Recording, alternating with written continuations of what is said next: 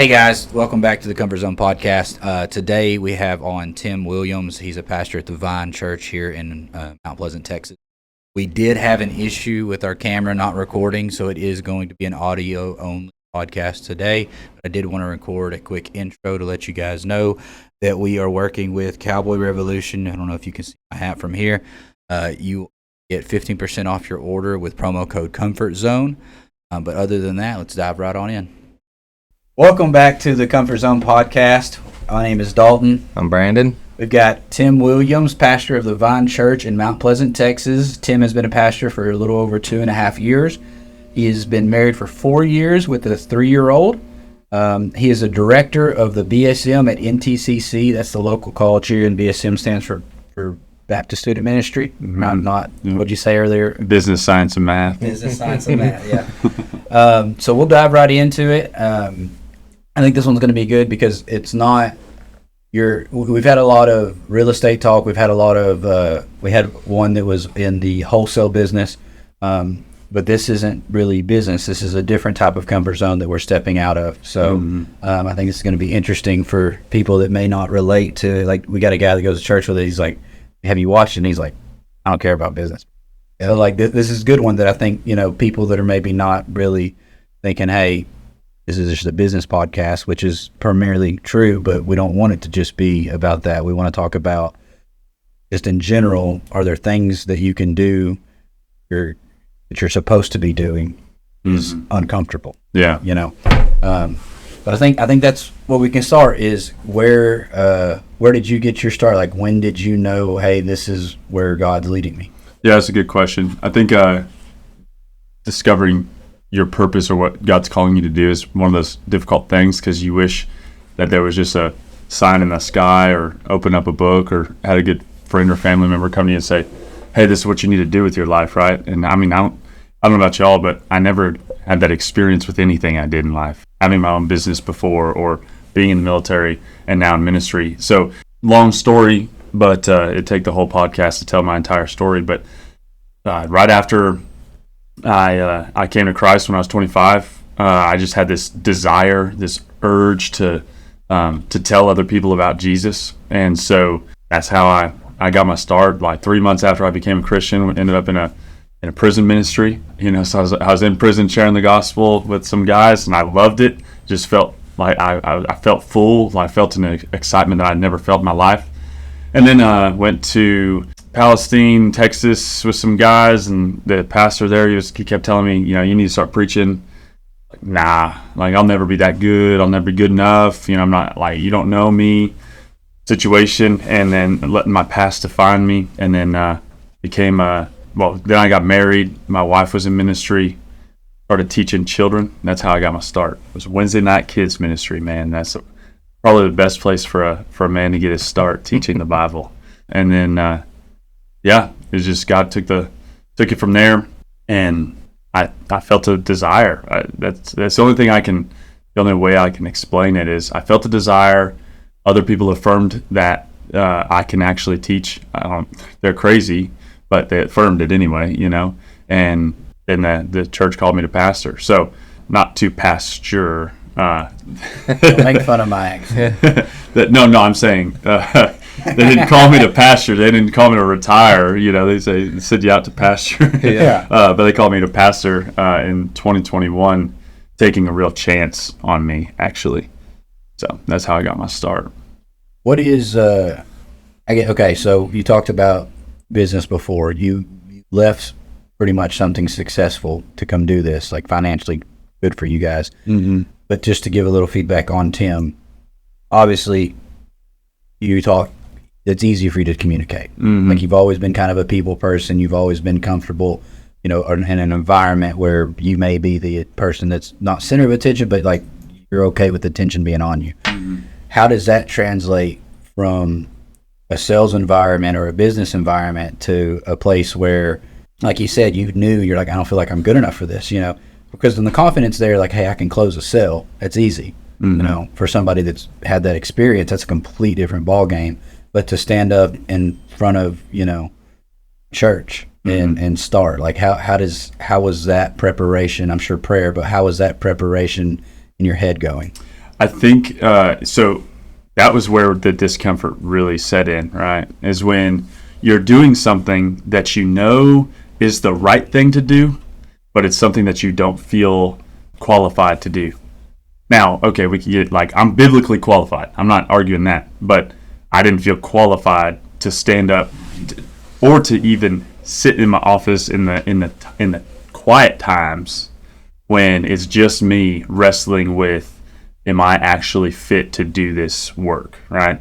And so I found that from 12 years old when I got my first job until 28 years old or 27 when I surrendered to ministry, everything I did was something that I knew that I could accomplish, and it was never going to test me to take me to the next level, right? So I was choosing the easy route every time. So join the military. Okay, I know I can do. I'm going to go be a medic. Okay, I know I can be a medic, and I'm going to promote to this point. And then when I got to that point, it was like, hey, I want to go to cross train because I know I can get to this point. And so my whole professional life was me just taking the easiest route to get to the furthest place I could go.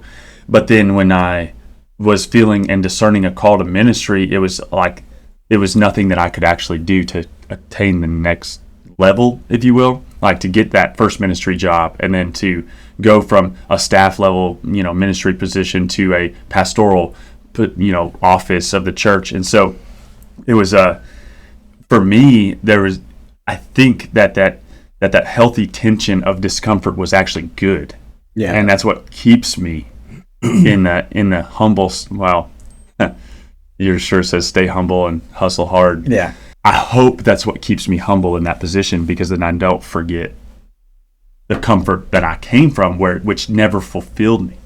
Remember I said that I started teaching the Bible and then never felt so much of a fulfillment.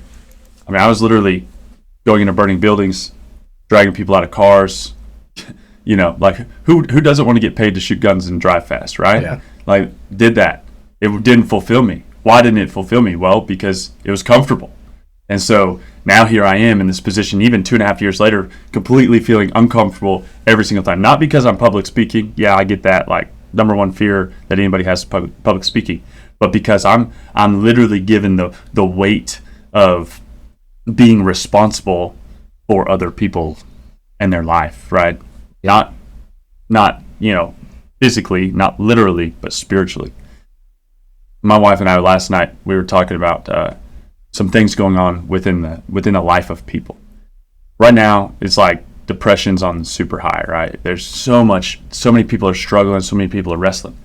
And she said, what's different about this versus when I was in college and I had friends that were struggling with depression and anxiety is that I all of a sudden feel their weight, not in a bad way, but it's uncomfortable because there's nothing we can do for them, but we know that we're there for them.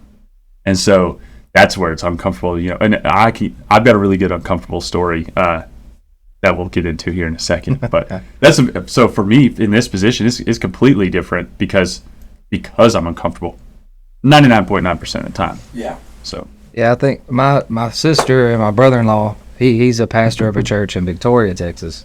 She came down and we were visiting not too long ago, and she's younger than me, so when you think about a pastor, you always think of someone that they're put on a pedestal. So she was telling me, like, now that they're head of the church and they're making decisions, and like you said, they're kind of, in charge, not in charge, but that's their job, is to affect people's lives and change lives. And she's like, the pressure of that sometimes is a lot. And I was like, that would be weird, because just as a follower, sometimes for me, it definitely, that pressure of just being a Christian and trying to be perfect and knowing you're not good enough, and like, sometimes it's hard to even talk about Jesus and stuff, because you're like, I'm not even qualified to do that. I don't have the knowledge. I'm going to say something wrong, or I'm going to do something wrong in front of somebody, and they're going to judge me based on me being a Christian. But we're not perfect. And so Amber was like, I have to realize that I am human. I'm a sinner just like everybody else, and I'm not better or I'm just like you. I like the way you said it. I'm biblically qualified, but I'm still a sinner. At the end of the day, just like everybody else. So that kind of opened my eyes to me to not judge people in the church because they're in that position, but give them grace just like I would want. And it's so big because I remember very vividly. I'd been a Christian for a few months. Went to this church Wednesday night.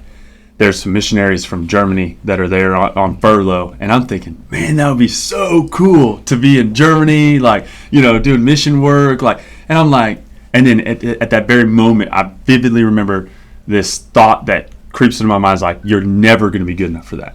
You're never going to be like, don't you remember what you were doing just 4 months ago? And I'm like, okay, so I'll never be good enough for that.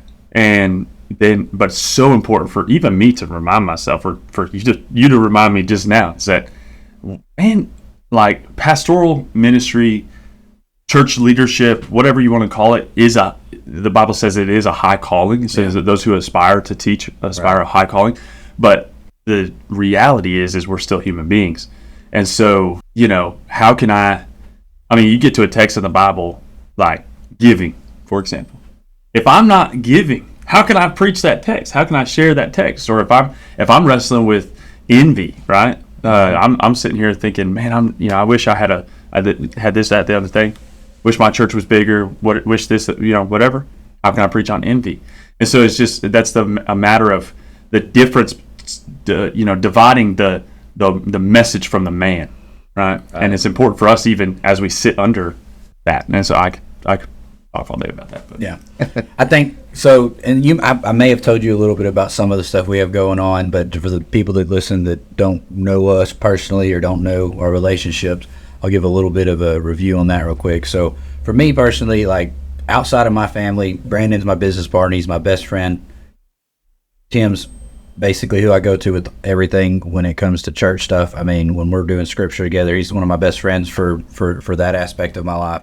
And you're only allowed to have one best friend, Dalton. Yeah, come on. I said one. You notice I said best friend, one of my best friends, right? So go to prior towards salmon. I'll humble myself before the throne. But I mean, but one of the things what I'm getting at is like, so Tim reached out to me. I think my wife had met you and Heather through BSM at church when she was going through the PTA program, and I think we had maybe talked a couple times, like little comments on a Facebook post. Didn't really know each other. Yeah. But my wife's like, I think it's so weird how you think you know these people. You've met them one time. Yeah. Bro, I just know. They're awesome. Yeah, I just know. Well, anyway. And I think I don't remember what we were doing. I was on my way out with one company, and you happened to be in the same town that I was working in at that time. We ended up meeting at what's that chicken place? Golden Chick. Yeah. And I didn't eat. I'm not eating that. You can have, that's all you. And then it's like 4 o'clock, and he ain't ate all day, so he's chowing down on it. But so we met there.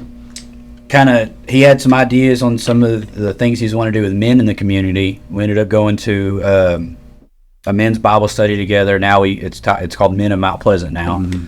It's crazy how much has changed with that. We were just talking last night. It was 3 or 4 of us in a room. Now we're about to have 16, 17 people showing up every Tuesday, So it's just crazy in a year what has grown and changed there. But I want to go back and touch on our relationship is just like me and you. Me and Brandon had a conversation last night, not bumping heads, but we had disagreements. Talked about it a little this morning. And me and Tim do the same thing, but it's not business. It's biblical stuff. Yeah. And like, I want to put this out there is like, this is good and bad. It's good for our relationship, but sometimes like I feel like it's a bad thing for me is like I, don't have a relationship with other pastors to where I can be like, no, that's not what I see. You know what I mean? Mm-hmm. Where like, which is back to the qualification of like, Tim's a pastor of a church. This is what he's putting 10 times the study time that I am. You know what I mean? And it's not that I haven't put in study time on what I'm asking questions about or talking about, but like, that sometimes is hard for me, and I'm sure some of the other guys, George, Heath, and stuff, is like when we are having a discussion, and some of these new guys coming in that are, regardless if they're older or younger, they may be at a what did you say? A Younger place in their faith. yeah, so their faith may be younger. They only been saved for 4 months, 6 months, versus some of us that have been saved since we were young. You know, it's hard to say, "Hey, I don't understand that," or "Hey, I don't know that I agree with that. I don't feel like that's what the Lord is saying here." You know, Yeah. and having those conversations, but being able to be open, because sometimes outside of the gospel, outside of the good news, a lot of it is meant for, like, we're supposed to be curious. You know, we're supposed to do research. We're supposed to look in and find out these things. But the core of it all is the shirt you wore yesterday. Is like, Jesus came. He lived a perfect life without sin. He died on a cross for our sins. He was buried. He was risen. He ascended, and he's coming back. Right? That's the core. That's what, regardless of where your maturity is in your faith, that is the foundation, core understanding. Need to know it happened. Need to know why. Be there, right? And I think if that is something that has a qualification, or even if questions, if that's something we both understand as men, women, whatever, that any other conversation that goes into it after, whether you want to get into, you know, I won't say them, but you know what I'm talking about, two conflicting viewpoints, or should it be called a Baptist church? Should it be this, or whatever it is? You know, all that stuff's small potatoes when it comes down to what's the purpose of us even having this conversation. Yeah. I think we've lost the ability in our culture to have a healthy disagreement. Right? We've got to be able to disagree and look at each other and be like, I love you. Yeah. Like, even with somebody that we're not best friends with. Because the problem is, you turn on, like yesterday I went to get an oil change, and I'm sitting there, all I'm listening to is the news about somebody griping about what somebody else is doing. And it's not accomplishing anything. Yeah. And it's incredibly uncomfortable to disagree in a healthy way. Yeah. Like, why can't we just, okay, we don't see eye to eye. You know, I remember my mom and I, when I was young, she said two repetitive things. One, it's not what you say, it's how you say it. And two, you know what? We're just going to have to agree to disagree, because I'm an argumentative person. Like, I am. I realize this. And so I'm pretty much, butt heads. Yeah. There's another one. It's why we can never be business partners. Like, there is that. And so, you know, because in the reality, It's hard being right all the time. it is, man. It's exhausting. Like, I need to drink some water, because you got a towel in this place? No, so, but I mean, there's things too, though. Like, there's, just to give an example, just yesterday, like, me and Brandon have a conversation. We're not arguing. We disagree. Yeah. And Brandon says, you know, don't get your panties in a wad, right? And, like, Chelsea just kind of reaches over and puts her hands on my shoulder. And I'm just, like, looking over. And, like, afterwards, she's like, any other man does that? I was like, but it's like you said, it's not what you said, it's how you said it. There's no ill intent. It's just like, hey, I just don't want you getting worked up over it. That's all he's meaning. Yeah. I was like, yes, somebody else. I'm getting heated. Yeah. You know what I mean? I was like, but she expected me to be frustrated or mad. And, like, she's like, she was surprised that I wasn't. You know what I mean? And it's like, when you have an open communication process between two people, and you know where the heart is coming from, like, even when you have those uncomfortable conversations, like, you can have them without having the emotional response of being angry. Yeah. You know? Yeah. And I think that's something like John, you know, he's teacher, right? So, like, me and him have very different viewpoints on the importance of school after high school, you know, without knowing what you're going to do. You know, we've talked that out. Yeah. And, you know, you could tell he's like, this guy's, I can see him thinking, he's like, this kid don't know what he's talking about, you know. And but I also have to understand, he's 60. How old is he? Oh, 80. 80. Oh, he's old. He's looks good. I For know. 80. But He's already done have strokes and everything. yeah. But, like, I try to, because I do 100% respect his life experience. Yeah. And what we've had to have a conversation on is, like, I was like, hey, man, I agree with everything you're saying for your generation. I don't think it's the same mold for my generation. Yeah. You know, and that was the thing, is we It's can true. have that conversation and, in a sense, both be right, even though we're saying conflicting, you know, views. Yeah. We're technically both right, in my opinion. I don't think he's wrong. Yeah. I think for his life, his generation, that time period, which wasn't that long ago, it was a lot different. It was before social media, it was before a lot of stuff. My dad, he told me the other day, he goes, yeah, I've seen some of your clips. It's funny. I was like, oh, what's funny about it? He's like, did y'all think y'all are something? You know what I mean? Like, it's like, and it's not that we think we're something. I mean, like you said, I've only been in business a year and a half. Brendan's been in business for 10 years. Like, there's some credit to that. Yeah. You make it out of your first year in general, there's some credit to that. And I'm spoilt when it comes to it because I didn't have to start from the ground up. Yeah. Right? Now, I was there working for you guys when you started. I saw the struggle. I saw So that's a little different. but I didn't have any financial like skin in the game, right? I didn't have any of the stress on that part. My paycheck was there regardless, So like me buying in and having the opportunity to take something that was already successful and we can grow and we can do other things is something that a lot of business owners don't have they didn't get that. So I'm very blessed that I had the opportunity to do that, because seeing what you and Pablo went through, and y'all had y'all's disagreements and bumped heads on stuff. Pablo did not like that me and you were friends. No, he hated that. Yeah. Pablo's friends now, but we don't work together. He's not my boss, but when he's your boss, he He has to separate business with friendships, Yep. really. Because even me and Pablo we hung out a little bit, but I think we I never played really golf hung together out one much. time. Yeah, I mean, we had a different aspect of our relationship. Yeah. And sometimes it's good, but I think me and Dalton have such a healthy relationship. I can't communicate with a lot of guys like I can communicate with Dalton, especially when it comes to money, because usually money, business, stuff like that, it's hard to talk about and you're always going to disagree. But faith, yeah, we always, especially with that guy, he's very hard-headed too, but we always get to the end result to where we realize we might be saying something in a different way, but we mean the same thing.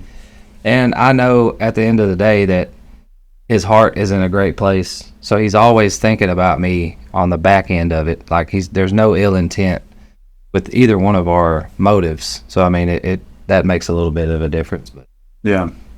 Especially a lot of times we don't want to step into the purpose that God has for us because we're afraid of that disagreement, right?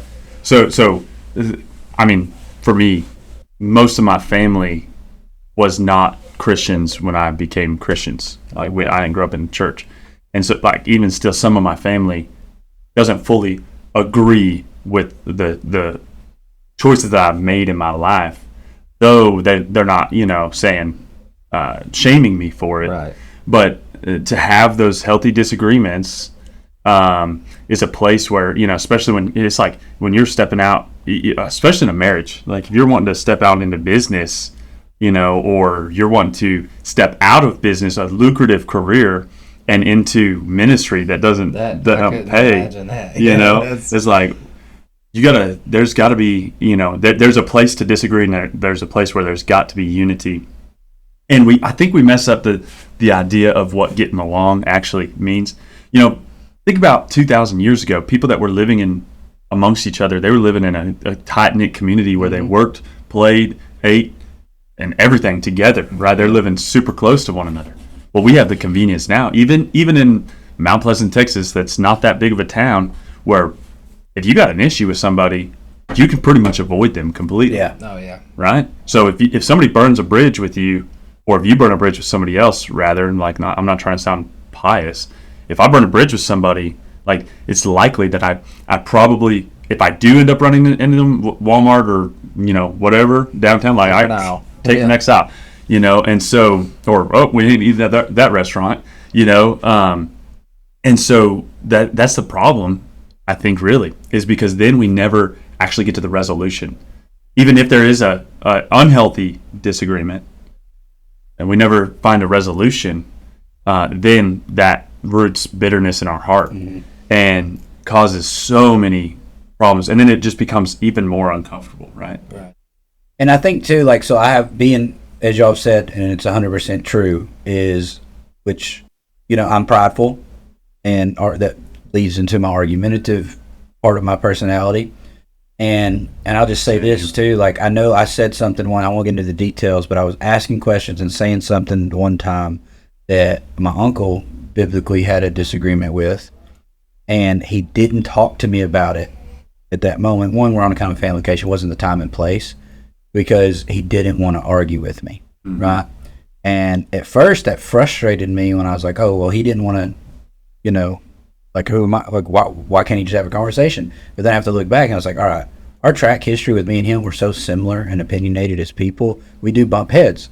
But my family, like my uncles are like my big brothers. Our family's different. Like, I grew up with them, you know, being 12 to 14 years old. I mean, they did everything with us. I remember when we leave church, can I ride with Uncle Coke? Can I ride with Uncle Lance? Like, they were our best friends growing up, you know? So, but knowing like, hey, 27, or I'm 28, crap. 28 years of my life, me and him argue. So like with my uncle, I was frustrated, and I had to do some self-reflection on like, hey, you're the problem here, not him. You're not a person that he goes, he can have this conversation with because you haven't ever shown him that, right? So like, I had to take the self-reflection to know that that's a me problem, not a him problem.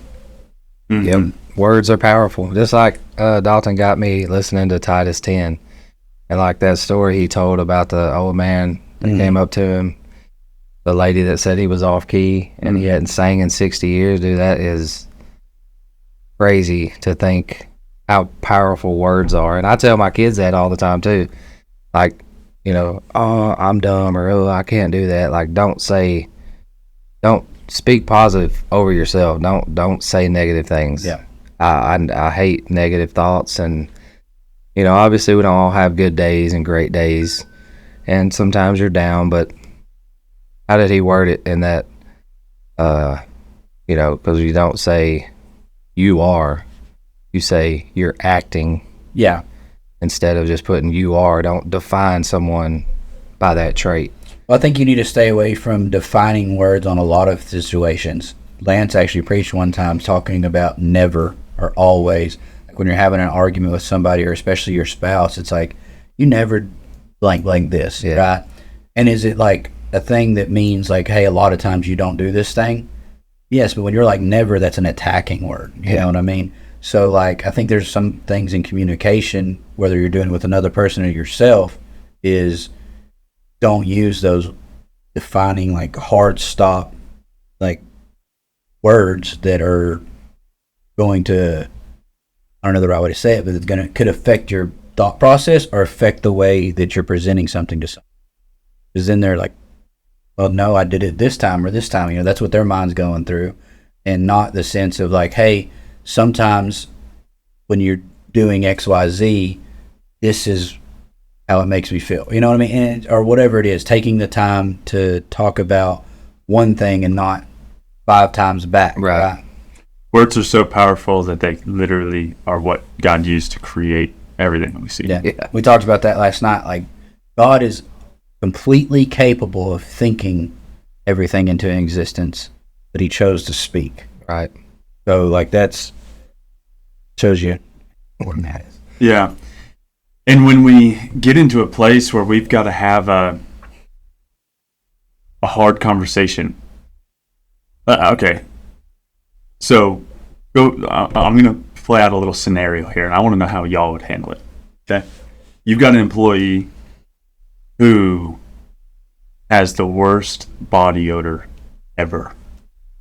And you notice this trend, and they continue to really, like, it's bad. Like, customers come in, like, they're like, oh man, what died in here, you know? And it's your employee.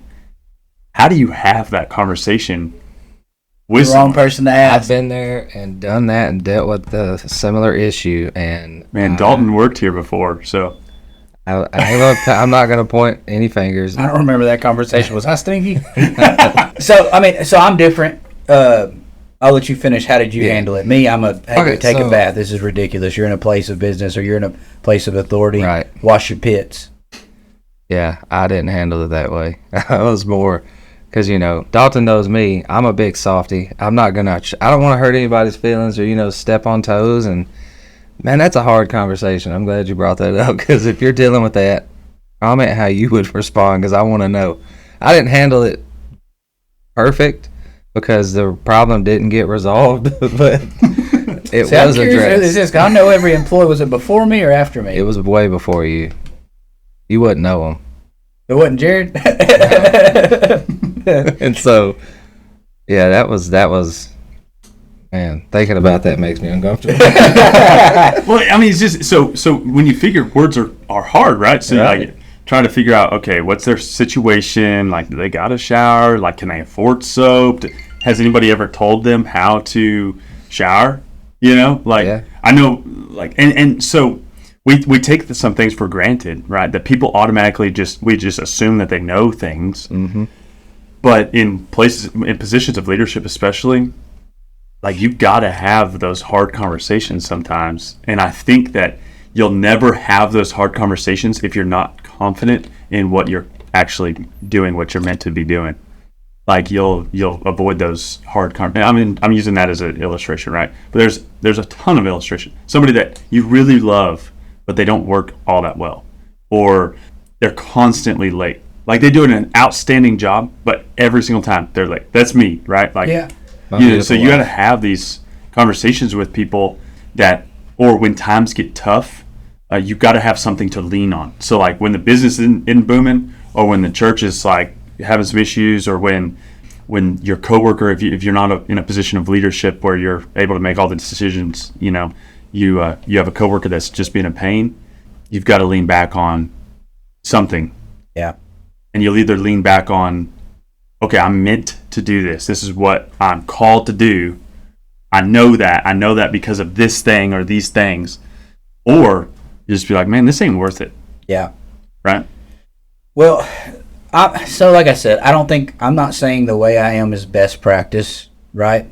This is just what works for me and how I am. And it puts a lot of people off, but like with Cole, Heath, or like the guys, those are our two main employees for here. There has been times, and Heath's my brother. Like, there's been times where, like, I didn't hesitate, and I was like, "Hey, this is a problem. Like, this is a laziness problem, and you'll do everything we ask you to do, but you don't do anything more." Like when he was first on, and a part of it was because he's like, "I don't want to mess anything up," and it's like, that's great, but ask the questions or figure it out. Right? Go ahead and figure out the next step. That's what I'm asking you to do. Okay? Not wait until I give you permission or anything like that. Like, you have a free round. With him, he just needed that green light. Since that conversation, it's been better. But if I wouldn't have had that conversation and gave him that green light, would it have been 3-4 months before we're getting to where we need to be? Now he runs the office by himself. Right? Would we even be there by now if I didn't give him the green light to say, hey, stop not doing this? Because it wasn't a capability thing. It was just, I didn't communicate it to him to give him the green light to let him do that. With Cole's extremely loves this type of business, dives in and all this stuff. But like, Cole's also like, if you don't give him a direct, like, hey, this is what I want from you, he's gonna do what he thinks is best, which is what we want. But sometimes it's like, you got to double work now because I didn't do the right thing by being clear. Right. Yeah. I'd rather pull back the reins than spur a horse on. Yeah. Or, I'm the kind of guy that I'd rather seek forgiveness than ask permission. And so it's almost like what I expect out of other people. I was just about to say the same thing. Go for it. No, go ahead. I was just that simple. Was like, it was probably about a couple of years ago when I first had the employees running right before you. Well, no, it was probably longer than that. I had a little more flexibility finally. And so Courtney was used to me being home or doing something productive or picking up the kids and I started like, oh, I'm going to go play golf today. I'm going to do this. And like, I would just not tell her and she'd find out and be like, why are you lying? Or I'm not lying. I just didn't tell you, because it wasn't, but I knew I was keeping it from her just to keep the conflict down. So, but now I'm an open book. Like, if I want to go golf or whatever I'm going to do, that's part of my day. I mean, okay. He's wearing a polo today, so I'm assuming there's a tea time.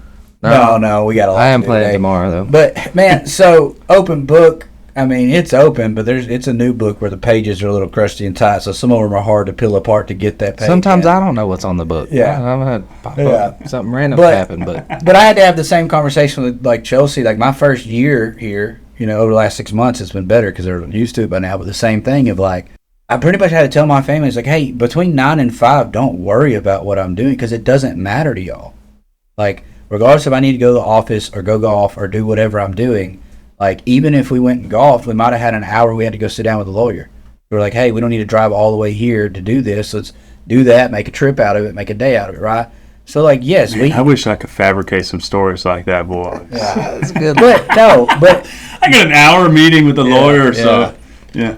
well, I mean, there's things like that. If it was here in Mount Pleasant, we would have just did it and came to the office. But it's in New Boston, which is 30 minutes from me, 30 minutes from him. We have to both drive to meet there.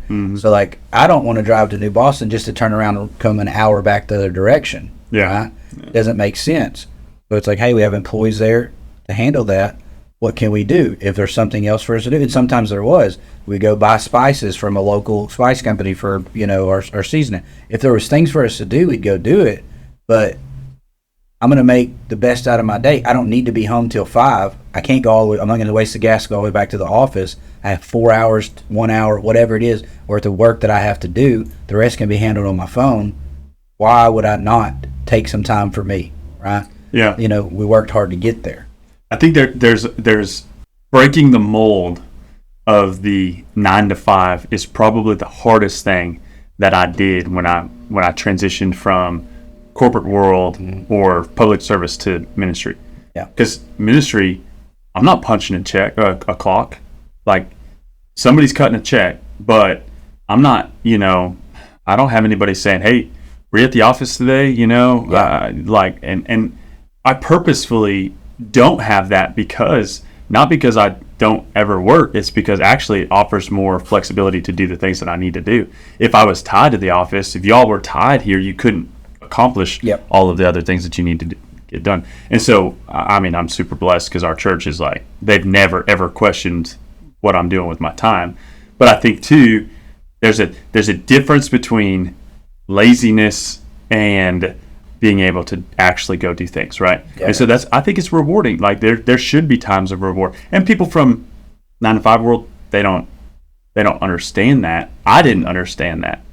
But when they don't see the, Saturday night at 1 o'clock in the morning, staying up because somebody's wrestling with something and you're, or for y'all, like trying to hit a deadline for, a house that's got to close on Monday or Tuesday, and you're trying to get everything lined out to where you're saying, is this a wise? Well, we know Brandon doesn't take the extra time, but you just you go do it without even seeing it while you're in Mexico. So, but somebody's got to do it, right? Yeah. So that's happening, or laying in bed at night thinking, how are we going to make this? Because the economy's not great. So, y'all got to think about how blessed you are, by the way, to have successful businesses now. Oh, we talked about that in the last one, how we made it through all the stuff, especially in this industry. We made it through COVID. Yeah. We made it through the China shutdown, all that stuff that crumbled a lot of cell phone repair industries, not just the cell phone store industry, but, small businesses in general. So, yeah, we're very blessed. Which, back to what you said earlier, I've got a few things, and I we're running short on time. Brandon I was like, hey, he's like, did you ever order the seeds? I was like, no, I haven't. He's like, don't you know you're supposed to do everything? Don't you know? Like, At least I know my role. yeah. Just got to remind him to do it. Yeah, that's great. Which we do have to call the gas company. Yeah, I got to call the gas company today. Then I asked him, I was like, hey, you're home all day today doing laundry and wife duties. Yes. I'm not. Can you call him? It's like, I think it's better if I just remind you to do it tomorrow. Was his response. That's what I said. So I'm like, all right, fine. But so one thing is listeners, we're going to try to start adding some segments in. One of the segments is we're going to try to do a quote of the day. Tim said he was going to bring one, but I got one. Okay, he has one. Nice. So perfect. I'll go ahead and let him do that quote of the day. What the plan is with this is like we'll let the guest do it if they want to bring one. If they don't, we're going to have one prepared. We do have a Patreon now. I'll put the link or the info to that later on. but on the first tier, the $3 tier, it's going to have all the content of the bloopers, the background stuff. If we do go golfing, if we're going to do challenges, that's where that's going to be. And part of that tier, not only do you get access to all of this, if you want to submit questions or submit quotes of the day or anything like that, that's where you would do it at. And once we have some, then we'll start using people's, and you'll get a shout out from us.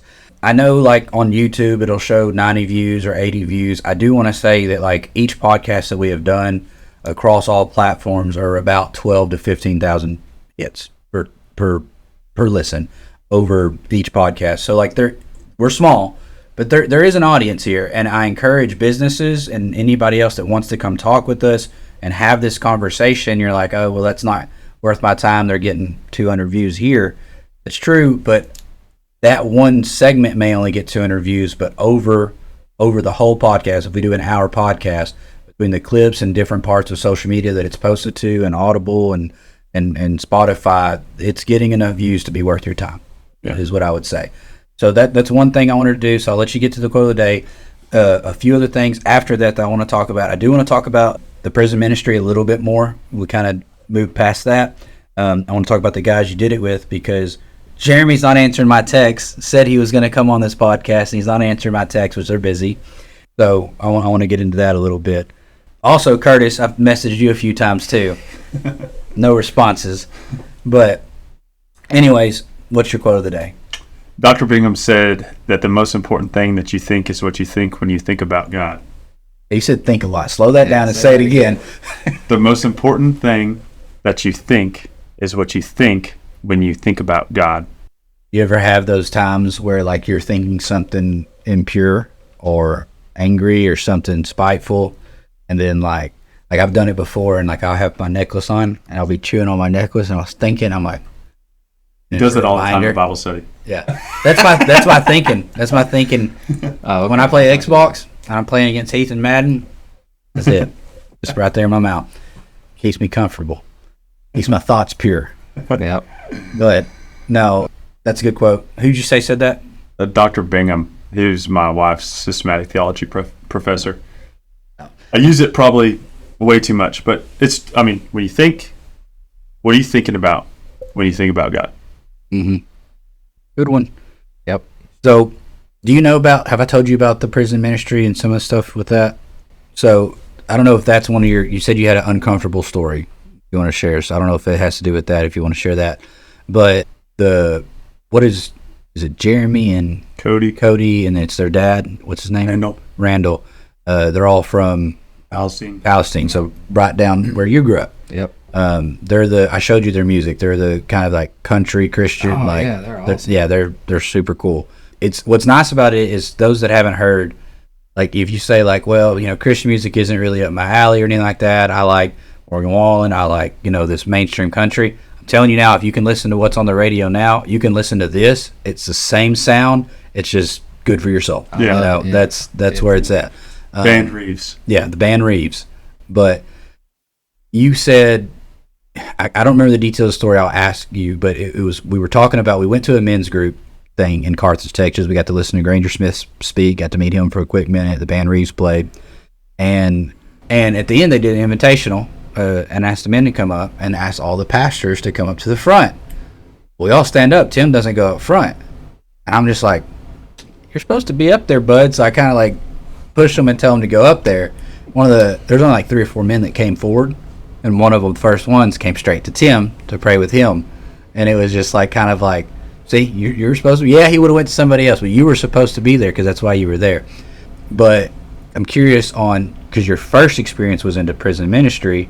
It's obviously where you were supposed to start. And that's a different environment of people that you're speaking with. So I'd love to hear more about those experiences. How was your first time walking through a prison door to go talk to people, especially because, like you said, you were very newly saved, right? So very young in your walk, and you're going to talk to convicts to minister to them, and how was that? Where was your comfort level with that? Yeah, so it actually backs up. So my whole story, again, it's a whole nother podcast, but Curtis Grimes, country music artist, leads me to Christ in July. he's like, hey, get out of the military, come on tour with me as my tour manager. So I did. And October, we go to the Telford unit in New Boston, and that was like straight up like Johnny Cash. Like, you know what I'm saying? Like it was crazy. In fact, I had to go to Walmart in New Boston to buy pants because I was wearing shorts and they wouldn't let me in. So anyway, so I have that experience of, playing a worship, set in a prison. It was powerful. Like something powerful about 250 men in a room that's echoing really bad, but still praising the Lord. But then November, that was October, and that's when I meet Jeremy and Cody Reeves. Jeremy and I have the same birthday. And so I was driving through Palestine the next month, and I told them, I was like, hey, I'm fixing to drive through Palestine and seeing if I could drop by and say hi. They said, well, we're actually going to do prison ministry. You should just come with us. You got a few hours? I was like, sure. I was driving to San Antonio, so I was like, yeah, whatever. So I didn't know what to expect. I get there. There's like 7 or 8 of us guys, and this guy named Don Wickstrom. He's right now touring with I Am Second, if you've ever heard of I Am Second. And Don's story is just like, he was a millionaire robotics engineer, had a robotics company, and in his 40s got brain cancer and sold his robotics company to be able to just live his bucket list. And in the meantime, got saved. And so he races up the Pikes Peak International Hill Climb. Like the first year he did it, nearly died, drove his Porsche 911 off the side of the mountain, launched like 800 feet down the cliff. And he's lucky to be alive from that. But God still spared him. And so anyway, so Don shares his testimony about how he's a straight up atheist, becomes a millionaire, gets brain cancer, gets saved, and now he's got, way more full life.